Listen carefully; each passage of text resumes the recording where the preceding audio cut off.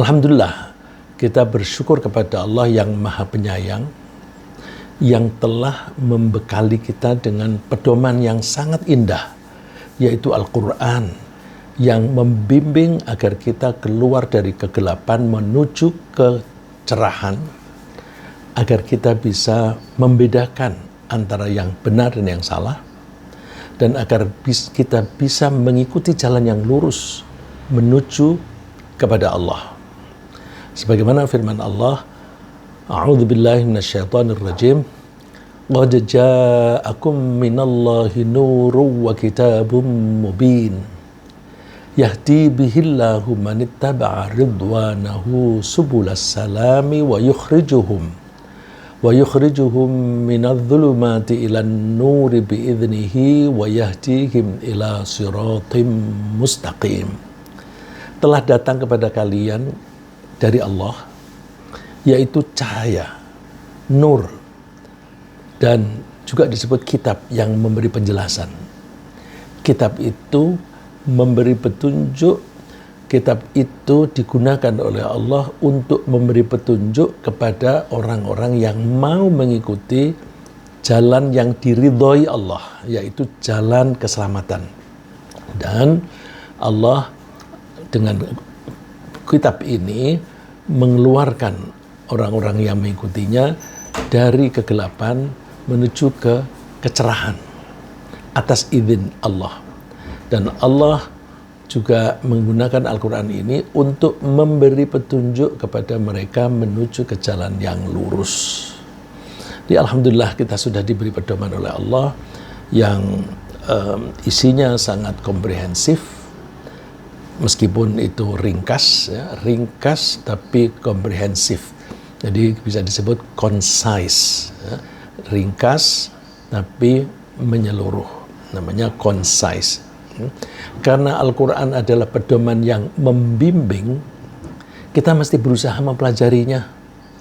Mulai dari membacanya sampai dengan mempelajari artinya dan menerapkan ajarannya. Jadi kita menargetkan agar perilaku kita sesuai dengan apa yang diajarkan oleh Allah di dalam Al-Quran. Sehingga kita bisa dikatakan bahwa perilaku kita sesuai dengan apa yang tercantum di dalam Al-Quran. Dengan berperilaku seperti Al-Quran, kita berarti meniru perilaku Nabi Muhammad SAW yang menjadi role model kita, yang menjadi idola kita, dan menjadi panutan kita. Jadi Rasulullah itu, kalau kita ingin mengetahui perilakunya bagaimana, kita baca Al-Quran, kita pelajari. Maka perilaku Rasulullah itu ya persis Al-Quran. Maka kalau kita mengakui bahwa kita akan mengikuti sunnah Rasul, sunnah itu perilaku. Ya. Sunnah Rasul berarti perilaku Rasul. Kalau kita ingin mengikuti sunnah Rasul, nomor satu kita pegang Quran. Ya. Dan Quran itu ada penjelasannya di dalam hadis. Jadi jangan dibalik, ya. Jangan dibalik. Kita sunnah Rasul itu mengikuti hadis, tapi kurang mempelajari Al-Quran. Bukan. Kita mempelajari Al-Quran, kemudian kita mencari penjelasan-penjelasannya di dalam hadis. Ya, sebagaimana Ibu Aisyah ketika ditanya oleh sahabat yang bernamanya Sa'ad bin Hisham. Ya, mohon maaf, ini dia bukan sahabat, tetapi orang yang datang setelah sahabat. Dia bertanya, Ibu Aisyah, ibunya para mukminin, beritahukanlah kepada saya tentang akhlaknya Rasulullah SAW. Lalu beliau, Ibu Aisyah, menjawab, Kana khuluquhu Al-Quran. Perilakunya Rasulullah itu Al-Quran. Ama taqra'ul Quran? Apakah kamu tidak membaca Al-Quran? Coba, ada firman Allah, Qaulallahi Azza wa Jalla, firman Allah yang maha perkasa dan maha agung, wa innaka la'ala khuluqin azim. Sungguh engkau mengikuti perilaku yang agung. Jadi, perilaku Rasulullah adalah perilaku sebagaimana digambarkan Al-Quran, karena Rasulullah itu begitu ada ayat Al-Quran turun, Rasulullah mengikuti ajaran itu. Dan para sahabat juga mengikuti juga. Jadi kalau kita ingin berperilaku yang baik, pedomannya adalah Al-Quran. Jadi Allah sudah memberi kita pedoman hidup Al-Quran, tapi kita menyadari bahwa di antara kita ada yang sempat mempelajari Al-Quran mulai dari masa anak-anak, seperti anak-anak yang menghafal Al-Quran di Semarang tadi. Nah, di Semarang itu ada anak-anak yang sambil sekolah SD, ada yang sambil sekolah SMP, ada yang khusus menghafal Al-Quran. Nah, itu di antara kita ada yang sempat mempelajari Al-Quran mulai dari masa anak-anak. Dan ada yang baru sempat mengenali dan mempelajari Al-Quran setelah pensiun. Sesuai dengan pengaruh keluarga dan lingkungan masing-masing. Ya, kita menyadari bahwa kita ini kan masa transisi. Bangsa kita ini dulu kebanyakan mengikuti agama Hindu. Kemudian pelan-pelan sebagian itu masuk Islam. Ketika sebagian masuk Islam, maka ada guru-guru yang mempelopori mengajarkan Al-Quran dan isinya. Lalu pelan-pelan jumlah penduduk Indonesia mayoritas Muslim, tapi belum semuanya menjalani Islam dengan baik. Kita optimis, Alhamdulillah. Jadi memang kita tuh melihat sebagian besar dari orang-orang yang mengaku beragama Islam itu tidak sholat, apalagi membaca Al-Quran. Kalau kita mau melihat pada jam waktunya orang sholat Jumat, itu setiap laki-laki Muslim yang akil baligh harus berada di masjid. Tetapi jumlah mereka yang di masjid dan yang di luar itu jauh lebih banyak yang di luar.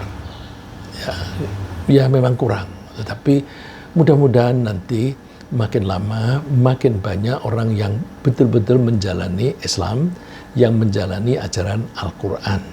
Maka kita sendiri mempelajari Al-Quran dan kita mendorong orang-orang lain untuk mempelajari Al-Quran, dan kita bikin pesantren-pesantren supaya kita bisa mencetak guru-guru Al-Quran. Nanti mudah-mudahan penghuni Indonesia itu penduduknya itu mayoritas menjalani ajaran Al-Quran. Ya, sekarang ini sedikit, apalagi kalau kita melihat para elit kita, para pejabat kita, itu banyak yang tidak menjalani Al-Quran. Buktinya mereka mencuri, korupsi. Al-Quran melarang orang mencuri. Kalau orang-orang masih mencuri, berarti mereka tidak menjalani Al-Quran. Ya. Kemudian bagi orang-orang yang baru mengenal Al-Quran belakangan ini, pada usia berapapun, mereka tidak perlu putus asa, tidak perlu putus semangat, dan apalagi putus asa. Mereka harus bersemangat mempelajari Al-Quran, mulai dari level apapun, dan mereka akan menjadi orang-orang yang terbaik mengikuti menurut Rasulullah SAW. Menurut Rasulullah SAW, orang yang paling baik adalah orang yang mau mempelajari dan mengajarkan Al-Quran. Khairukum man ta'allamal Qur'ana wa'allamah. Hadis ini sahih, diriwayatkan oleh Bukhari.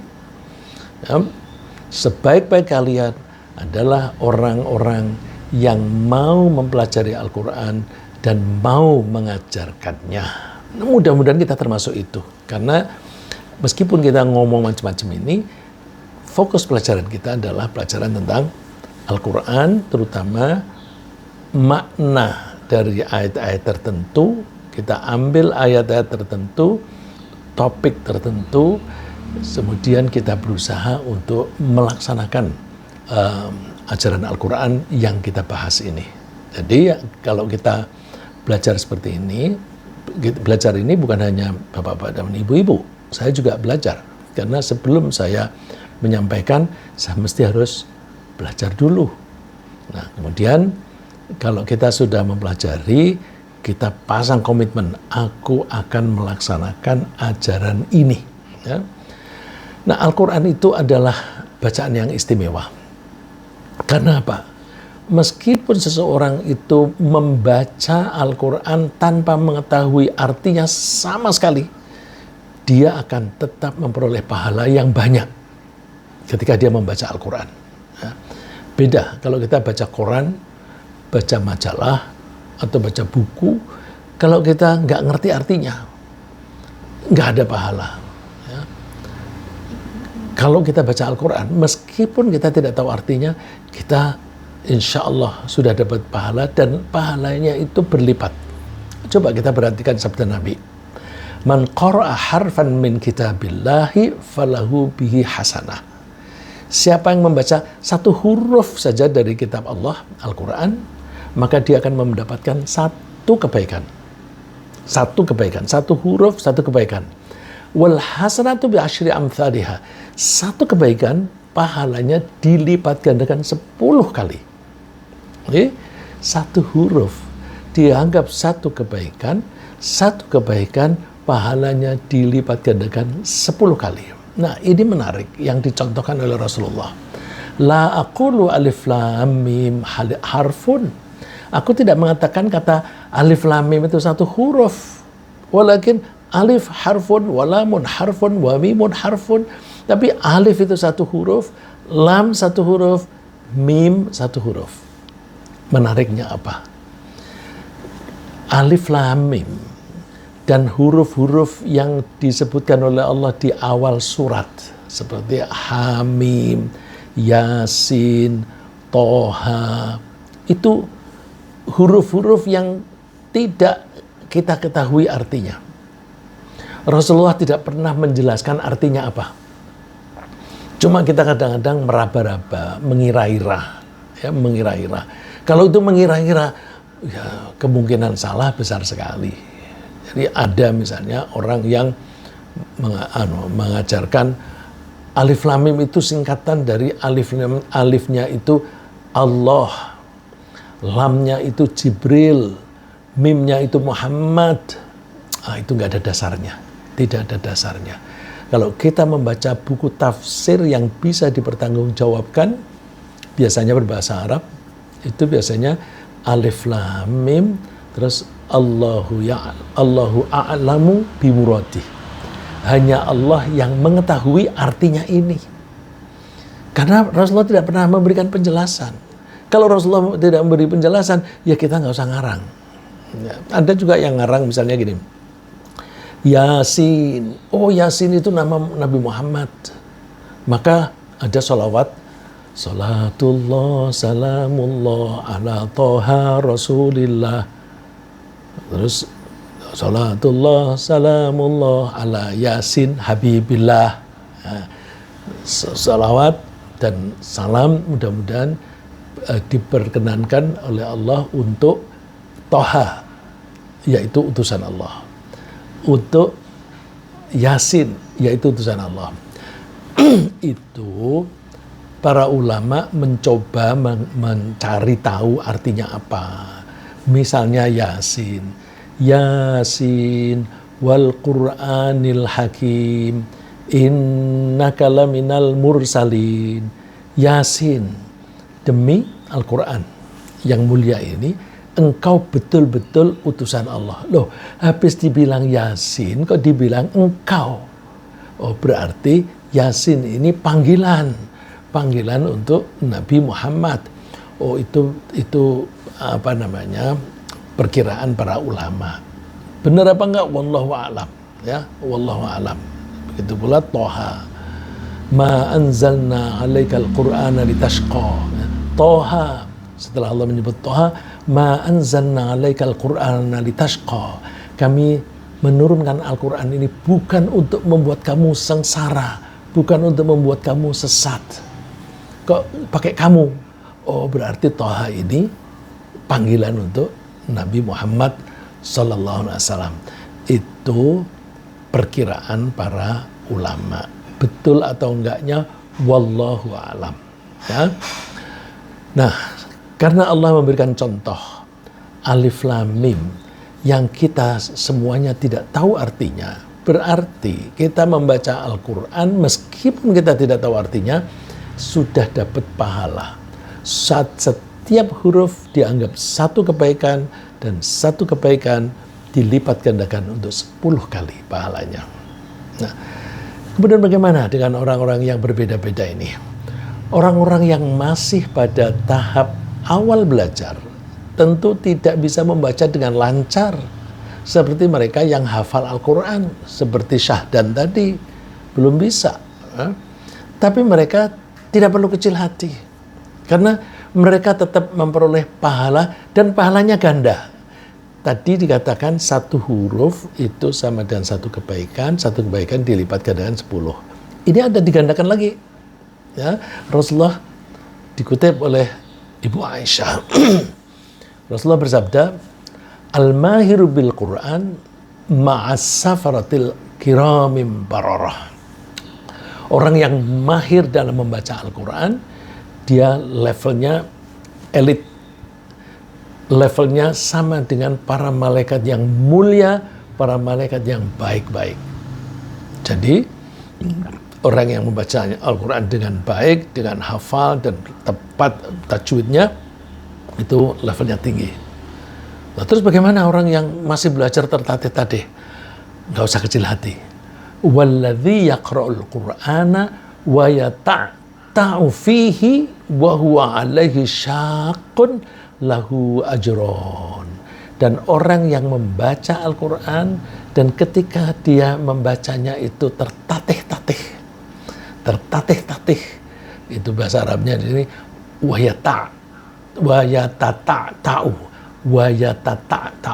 kita artikan tertatih-tatih. Wa huwa 'alaihi syaqqun, dan membacanya itu sulit, berat.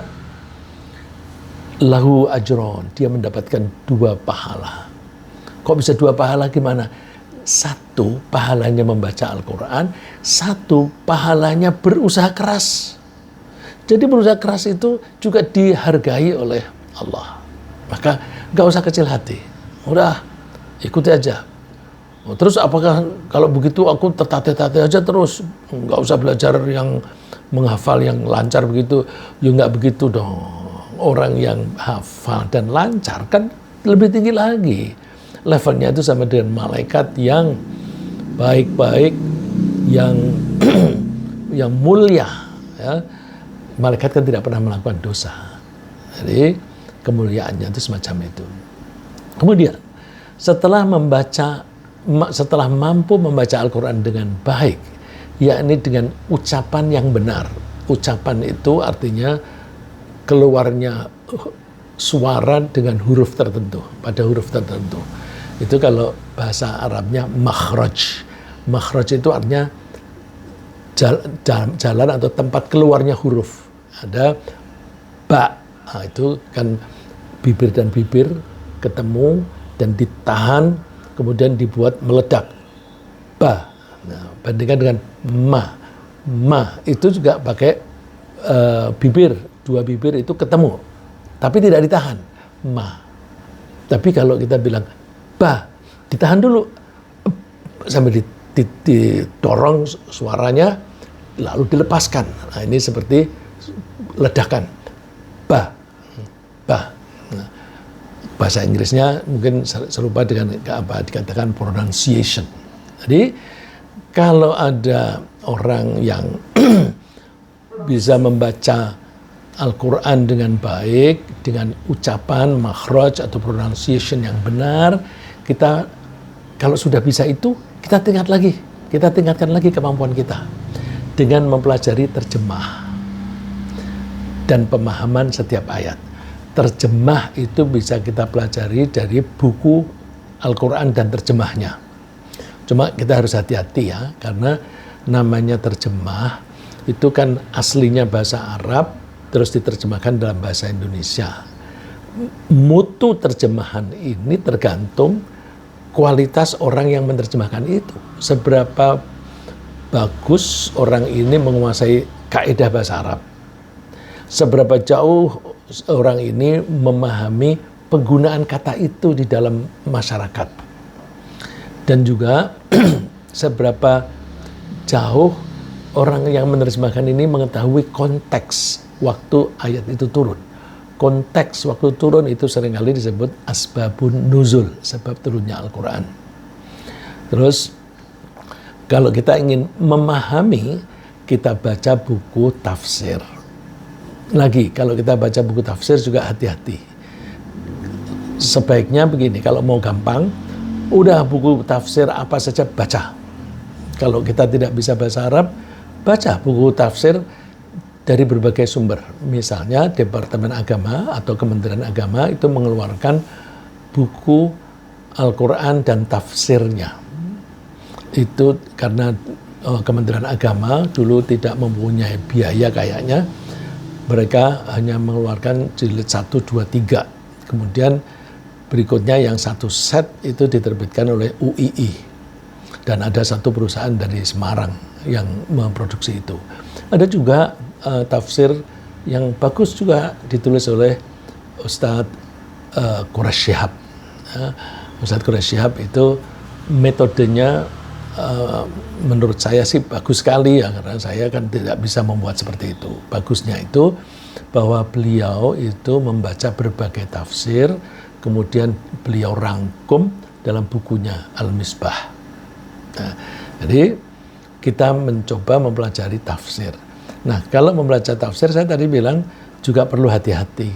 Karena tafsir itu kan penafsiran seseorang terhadap satu kalimat di dalam Al-Quran. Nah, ketika menerjemahkan atau menguraikan maksud ayat itu, setiap orang itu mesti bias. Mesti bias. Kalau orang itu ahli politik atau mempunyai cita-cita politik Islami, maka tulisannya banyak dipengaruhi politik, ya, seperti fi dhilalil Quran. Itu kan ditulis oleh orang yang mempunyai cita-cita ingin menerapkan Al-Quran di dalam pemerintahan Islam. Nah, itu dari Ikhwanul Muslimun, Al-Ikhwanul Muslimun. Ya. Itu ada pengaruh. Kalau yang menafsirkan itu orang yang misalnya berlatar belakang Syiah, maka penafsirannya juga menjadi seperti pemahaman Syiah. Kalau yang menafsirkan itu orang-orang yang ahli tasawuf, nanti mesti dia bias ketasawufan. Nah, saya kasih contoh yang bias tasawuf, itu di Al-Quran ada wadhkur fil kitabi Idris innahu kana siddiqan nabiyya. Sebutkan Idris di dalam kitab Al-Quran. Idris itu seorang nabi yang selalu membenarkan Allah, dan beliau adalah seorang nabi. Wa rafa'nahu makanan 'aliyah. Nah, di sini dia bias. Wa rafa'nahu makanan 'aliyah, dan kami tinggikan posisi dia. Nah, ketika menerjemahkan dan menafsirkan wa rafa'nahu makanan 'aliyah, dia dipengaruhi pelajaran tasawuf, bahwa Nabi Idris itu level tasawufnya itu sudah level 14, yang paling tinggi ada level 14. Oh, itu pelajaran tasawuf. Nah, ini berarti dia bias tasawuf. Nah, kalau kita mau belajar, baca semua tafsir supaya kita tahu gabungan itu, kita coba pahami secara gabungan persamaan-persamaannya di mana. Kalau ada perbedaan, nah barangkali itu dipengaruhi latar belakang masing-masing. Begitu pula kalau orang yang ahli matematika itu akan menafsirkan Al-Quran dengan matematika. Ya, ada orang Mesir itu menerjemahkan Al-Quran itu dengan matematika, dan memang cocok gitu. Cuma lalu terus dia tenggelam di dalam matematika. Seperti misalnya Bismillahirrahmanirrahim itu terdiri dari 19 huruf. Maka semua yang ada di Al-Quran itu bisa dibagi menjadi 19. Nah, itu kata dia. Ya. Nah, itu kalau kita mempelajari ya udah untuk pengetahuan saja, tapi kita jangan tenggelam di matematika. Karena kalau kita tenggelam di matematika, kita tidak jadi mempelajari pelajaran Al-Quran sebagai ajaran perilaku. Jadi kita fokusnya di perilaku. Karena target kita adalah akhlak Al-Quran. Kalau ada yang politik, ya, saya ingat dulu ada seorang kiai namanya Abdurrahman Wahid.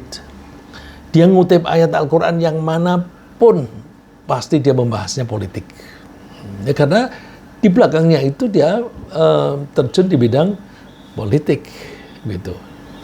Tapi paling tidak kita mengetahui bahwa Al-Quran itu bisa difahami dari angle satu, dari angle lain dan sebagainya, begitu ya. Jadi kalau kita mau mempelajari semuanya, oke, fine. Tetapi jangan lupa fokusnya adalah di pedoman berperilaku. Ya. Jadi kalau kita mempelajari Al-Quran, kita mulai dari membaca, kemudian kita cari terjemahnya, kemudian kita cari tafsirnya, kemudian kita renungkan bagaimana cara menerapkan ajaran ini. Ya. Perintah itu seperti difirmankan oleh Allah di surat Shad. Kitabun anzalnahu ilaika mubarakun liyadabbaru ayatihi waliyatadzakkara ulul albab. Al-Quran ini adalah sebuah kitab yang kami turunkan kepadamu penuh berkah supaya mereka ini umat manusia mau merenungkan ayat-ayatnya, mau tadabbur. Ya. Tadabbur itu mencoba merenungkan dengan pemikiran ini penerapannya bagaimana. Waliyatadzakkara ulul albab, dan orang-orang yang mau berpikir itu bisa mengambil pelajaran. Jadi Allah memuji orang-orang yang mau berpikir. Jadi kalau kita baca Al-Quran, sambil pikiran kita kritis berpikir. Kritis, hati-hati dengan kata kritis ya. Kritis itu bisa berarti kita membaca sambil berpikir. Tapi kritis bisa juga berarti mempelajari untuk membantahnya. Yang saya maksud bukan untuk membantah, tapi untuk direnungkan logikanya dan penempatannya atau pemakaiannya di dalam kita berperilaku. Jadi Al-Quran itu diturunkan oleh Allah agar kita mau merenungkan ayatnya, kemudian kita mengambil pelajaran. Nah, namanya mengambil pelajaran itu belajar yang seperti begini. Belajar bahasa Arab, belajar bahasa Inggris. Belajar bahasa Inggris itu lebih cocok bukan study, tapi learn. Ya. Kalau study itu mempelajari bahasa Inggris, bahasa Inggris itu begini, udah.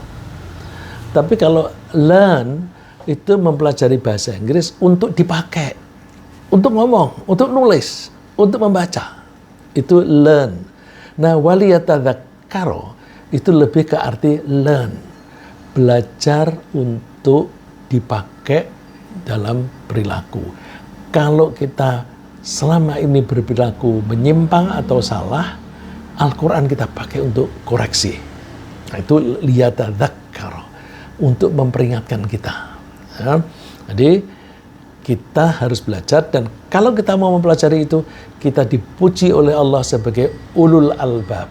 Ulul albab itu orang-orang yang mempunyai akal dan memanfaatkan akalnya dengan baik.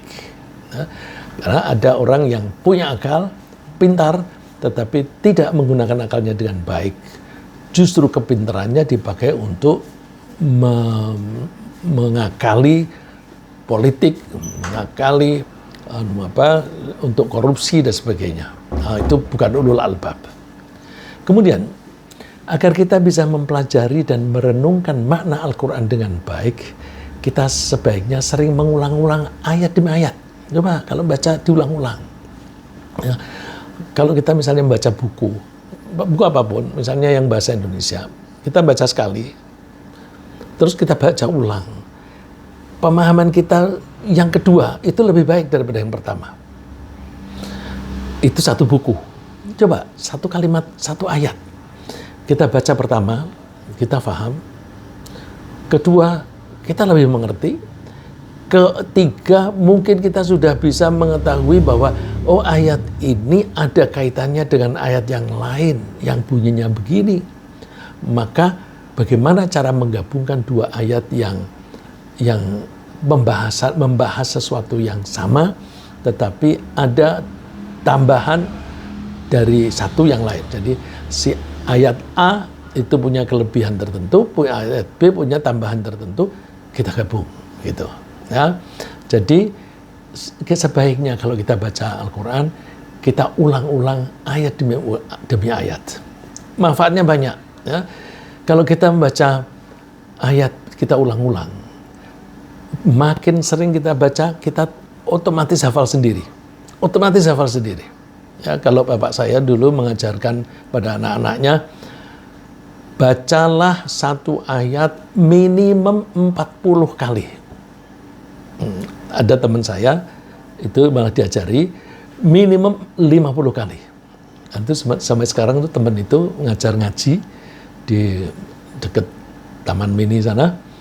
Dia kalau muridnya ngaji kok tidak lancar, mundur, ulang 50 kali. Dia pakai bahasa Jawa, seket itu 50 kali, ulang 50 kali. Kalau kita mau membaca ulang-ulang, nanti otomatis kita akan hafal dengan sendirinya. Nanti gimana? Karena aku nggak hatam-hatam. Pahala itu kan tergantung kualitas kita membaca. Kita membaca satu ayat berulang-ulang sampai hafal. Coba mengulang-ulang 50 kali. Itu kan sama dengan membaca 50 ayat. Jadi pahala membaca satu ayat diulang 50 kali itu tidak kalah pahalanya dibanding dengan orang yang membaca terus saja 50 kali. Tapi manfaatnya lebih besar. Bisa hafal dan bisa lebih paham. Ya. Jadi kita membaca satu ayat tertentu, kemudian kita ulangi berkali-kali, sehingga kita bisa menangkap maknanya dengan baik. Rasulullah SAW sendiri sering mengulang-ulang bacaan suatu ayat. Ini seperti kesaksian Abu Dzar. Ya. Abu Dzar pernah menyaksikan Rasulullah SAW itu sholat malam, itu membaca ayat itu diulang-ulang. Ayat apa? In tu'adzibhum fa innahum ibaduk wa in taghfir lahum fa innaka antal azizul hakim. Ayat ini adalah kutipan dari kata-kata Nabi Isa. Nabi Isa ketika ditanya di akhirat nanti, jadi Allah itu bisa cerita tentang apa yang akan terjadi di masa depan, karena Allah itu yang menciptakan waktu. Maka Allah melihat kejadian yang lampau, sekarang dan akan datang sama saja, karena waktu yang membuat Allah. Kalau kita tertimpa waktu yang akan datang, kita tidak bisa cerita. Kalau Allah bisa. Nah, Allah cerita di dalam Al-Quran bahwa besok kelak di hari kiamat, Allah tanya kepada Nabi Isa, Isa, apakah kamu menganjurkan umatmu untuk menyembah Tuhan tiga? Tidak, engkau bisa menyaksikan. Dan sebagainya. Terus Nabi Isa mengatakan, saya hanya bisa menyaksikan ketika saya masih hidup. Setelah aku mati, aku tidak tahu apa yang terjadi. Tapi ini permintaan Nabi Isa.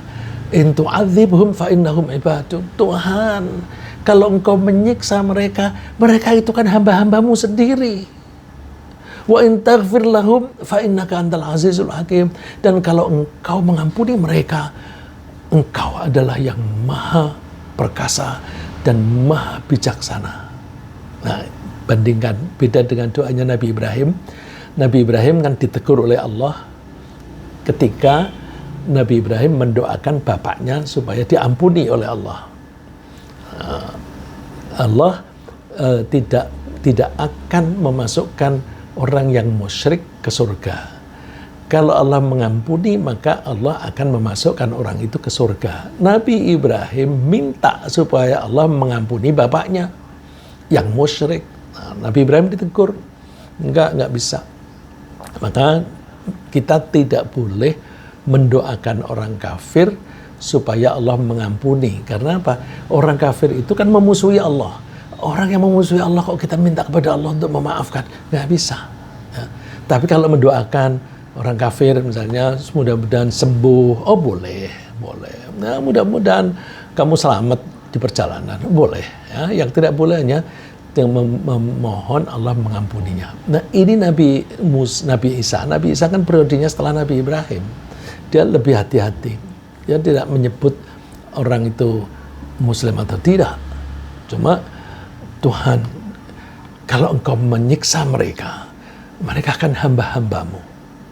Dan kalau engkau mengampuni mereka, engkau maha perkasa dan maha bijaksana. Jadi ini kasih sayangnya Nabi Isa kepada umatnya. Nah, ketika Nabi Muhammad SAW membaca ini, Rasulullah itu mengulang-ulang. In tu'adzibhum fa innahum ibaduk, wa in taghfir lahum fa innaka antal azizul hakim. Kata Abu Dzar, hatta asbaha, sampai subuh itu baca satu ayat itu saja. Nah, karena itu kita kalau mau meniru Nabi, kita sering-sering mengulang-ulang. Aku hatam, mana sih lebih baik? Cepat hatam atau tidak cepat hatam tetapi kita faham? Lebih baik sambil faham. Ya, lebih baik sambil faham. Ya, karena ada nilai lebih di sana. Dengan faham kita bisa memakai untuk perilaku kita.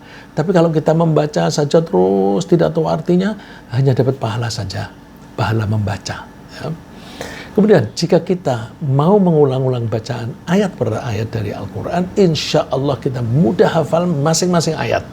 Nggak usah sengaja menghafal, nanti hafal sendiri. Dan membaca ayat-ayat Al-Quran dengan hafalan itu lebih baik daripada membacanya sambil melihat tulisannya. Karena dengan hafalan kita bisa membacanya ketika kita sedang sholat. Ini ada orang yang mengatakan bahwa membaca Al-Quran dengan mushaf itu lebih baik. Karena apa? Mulutnya membaca, tapi dan matanya kan juga ikut melihat. Jadi yang terlibat di dalam ibadah double. Mulutnya membaca, matanya melihat, kemudian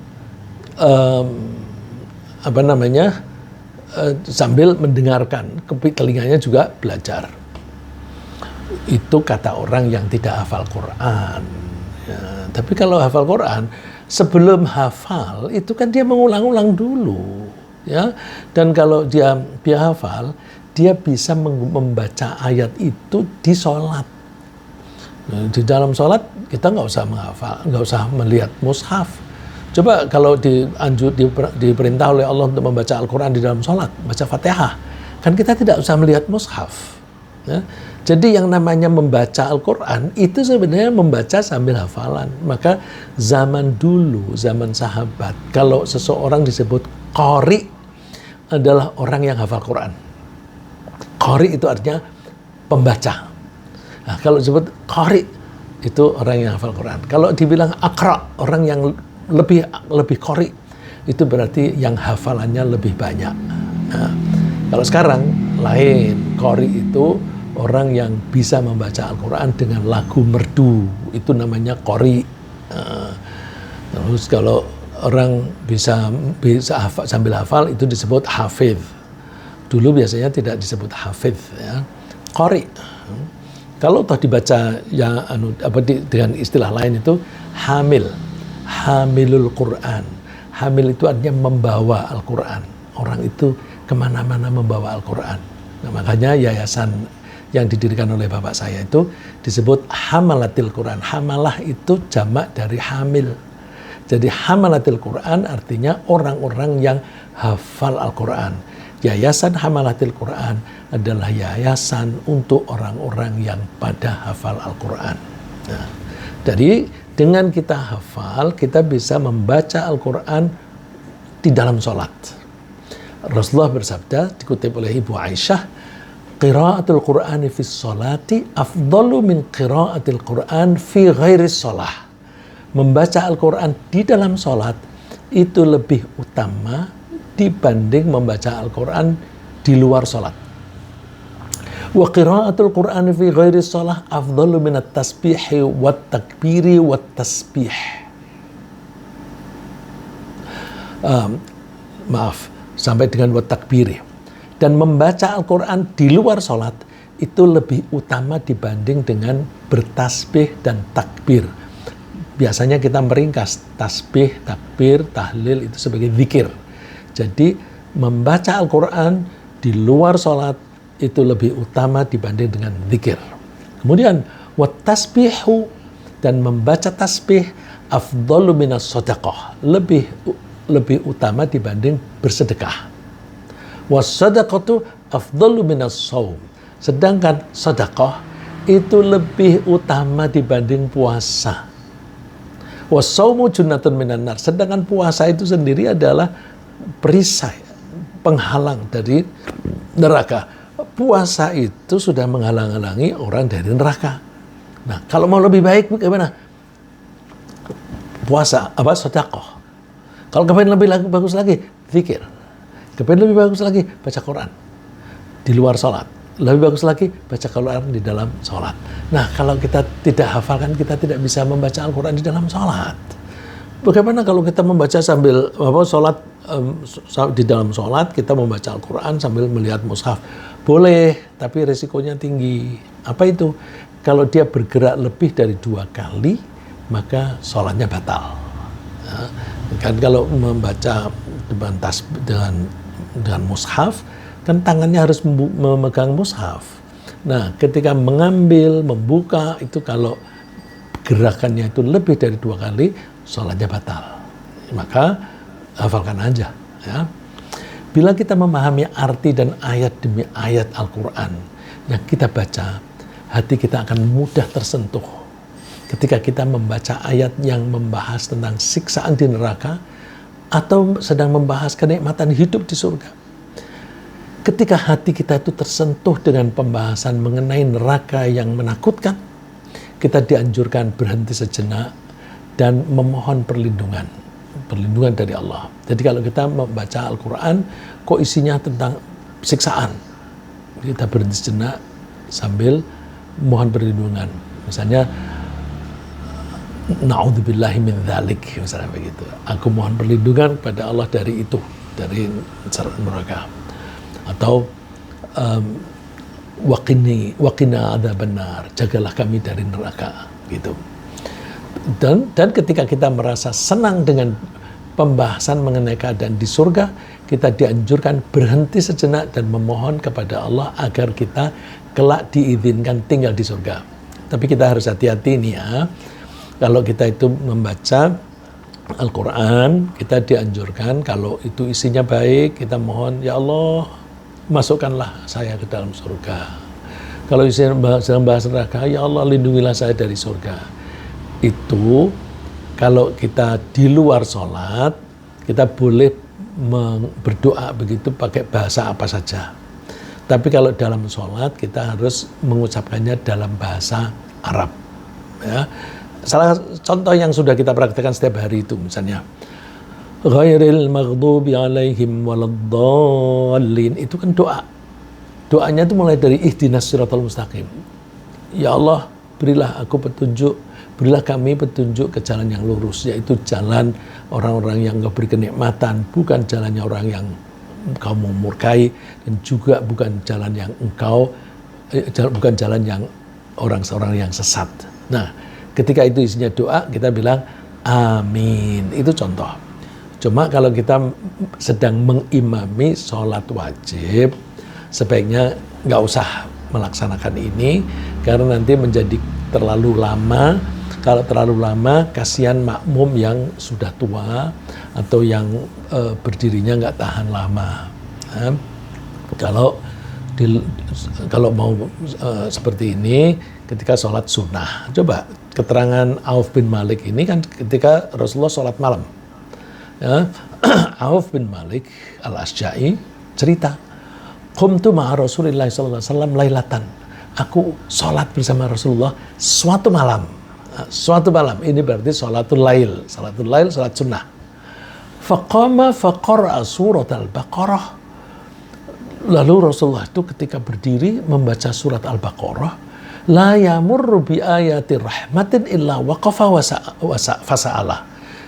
Tidaklah Rasulullah itu melewati ayat tentang rahmat Allah kecuali Rasulullah berhenti lalu mohon kepada Allah, mohon rahmat.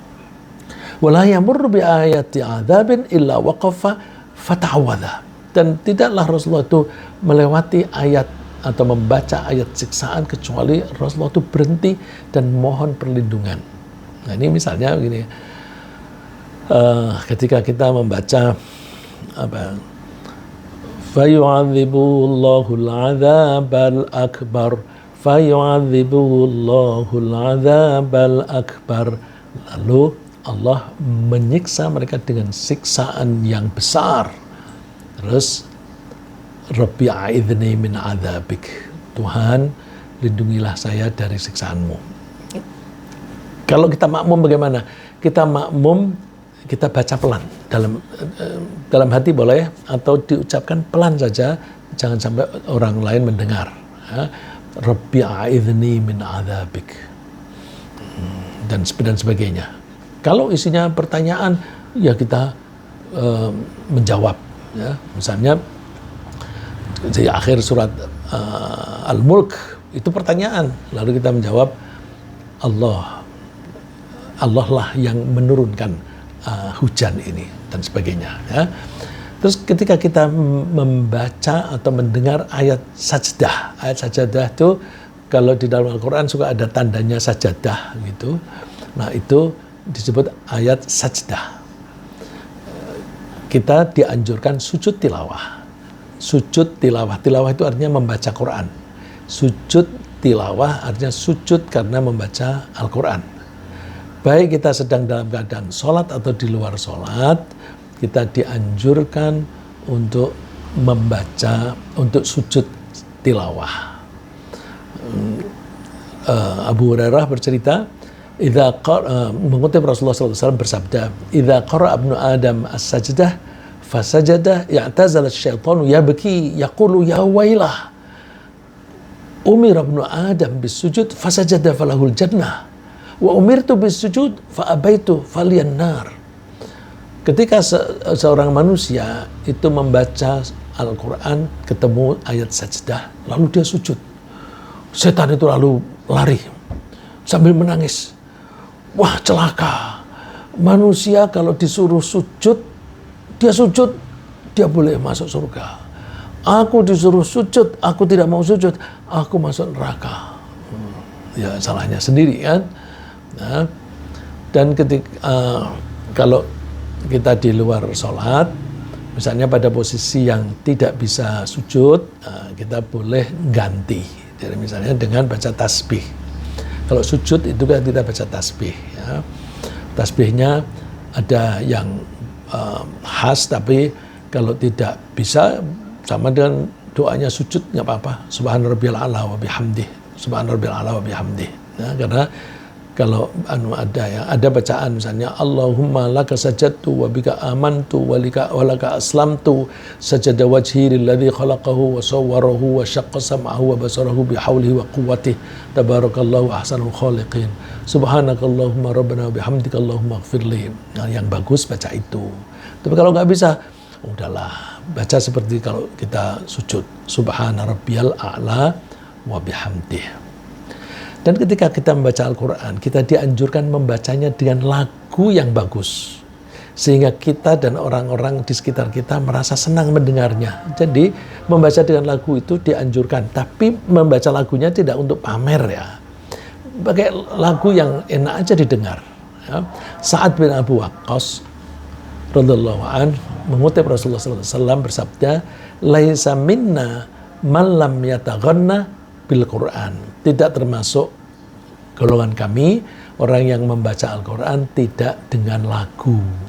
Lagunya tidak usah yang aneh-aneh. Ya. Karena Rasulullah ya, kalau baca Quran itu juga dengan lagu.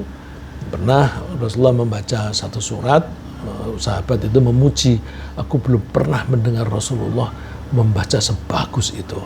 Nah, kemudian di samping itu, tujuan target akhir kita adalah menerapkan ajarannya. Bila kita berhasil menerapkan ajaran Al-Quran dalam perilaku, insya Allah kita menjadi keluarga Allah. Keluarga, tentu keluarga ini tanda kutip ya. Inna lillahi ahlina minan nas. Sesungguhnya Allah mempunyai ahli, mempunyai keluarga di antara manusia. Gitu sabda Nabi. Lalu orang-orang bertanya, ya Rasulullah, manhum? Wahai Rasulullah, siapa itu mereka keluarga Allah? Qala hum ahlul Quran, ahlullahi wa khassatuh. Orang yang menjadi keluarganya Allah, dalam tanda kutip, adalah orang yang ahli Quran. Ahli Quran itu yang membaca, memahami, dan menerapkan ajarannya dalam perilaku. Mereka adalah ahli Quran. Ahli Quran itu keluarganya Allah dan orang khususnya Allah. Nah, orang khusus. Tentara aja ada Kopassus ya, pasukan khusus. Nah, orang-orang yang terpilih itu juga orang-orang yang khusus. Bila kita betul mempelajari Al-Quran, mulai dari membaca dan menghafalnya, sampai dengan menerapkan ajarannya dalam berperilaku sehari-hari, mudah-mudahan Allah menganggap kita sebagai orang-orang yang mencintai Al-Quran, sehingga Al-Quran akan menolong kita di akhirat. Ya, Rasulullah bersabda, Al-Quranu syafi'un musyaffa' wa mahilun musaddaq. Faman ja'alahu amamahu qadahu ilal jannah. Waman ja'alahu khalfahu saqahu ilan nar.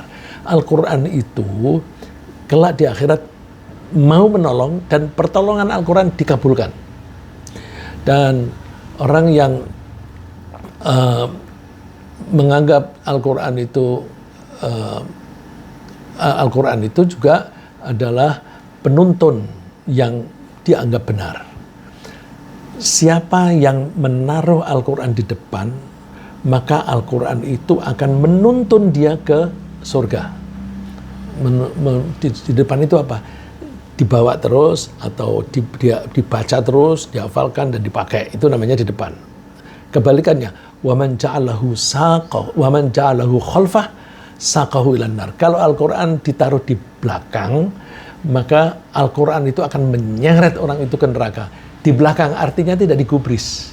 Tidak dibaca, tidak dipakai. Nah, itu artinya menaruh Quran di belakang. Jadi ini kata kias ya. Kata kias, orang yang menaruh Al-Quran di depan, dibaca, dipelajari, kemudian diikuti ajarannya, maka Al-Quran itu akan menuntun orang itu ke surga. Tapi kalau di belakang ditinggalkan, Al-Quran itu akan nyeret orang itu ke neraka. Nah, dalam usaha menolong pecintanya, Al-Quran akan memohon kepada Allah agar Allah memberi mahkota kemuliaan kepada orang yang ahli Quran dan agar Allah meridhoinya. Ya, Rasulullah bersabda, yaji'ul Qur'anu yaumal qiyamah fayaqulu ya Rabbi hallihi fayulbasu tajal kiramah. Al-Quran besok di hari kiamat itu akan mengatakan, Tuhan, berilah dia perhiasan. Lalu orang itu dikasih hiasan berupa mahkota kemuliaan.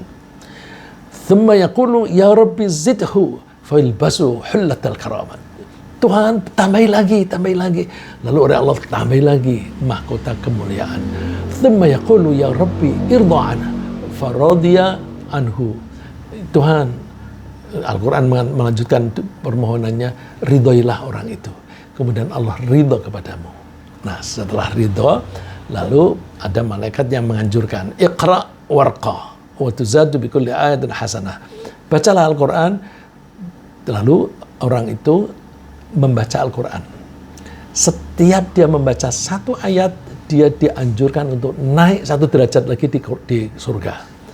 Coba baca Al-Quran. Bismillahirrahmanirrahim. Oh, bagus, naik satu derajat.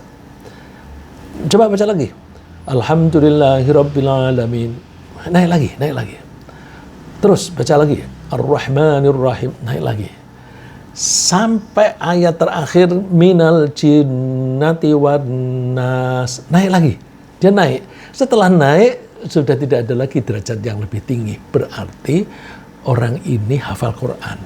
Ya, hafal Al-Quran. Karena kalau nggak hafal kan besok nggak bisa disuruh baca. Dan orang yang hafal Quran 30 juz itu posisinya di akhirat, di surga. Itu selevel dengan Nabi. Karena dia ada di derajat yang paling tinggi, tidak ada lagi di atasnya lagi. Nah, itu maka mari kita tingkatkan belajar kita. Hafalkan meskipun satu ayat. Bila perlu misalnya bapak-bapak dan ibu-ibu yang merasa sudah apaan nih, aku sudah tua, umurku udah 60-an, umurku 70-an, niatnya aja, niat menghafal Al-Quran. Sampai berapa? 30 juz. Terus kalau aku baru satu tahun kemudian aku mati gimana? Yang menghendaki mati kan bukan kita, kan Allah.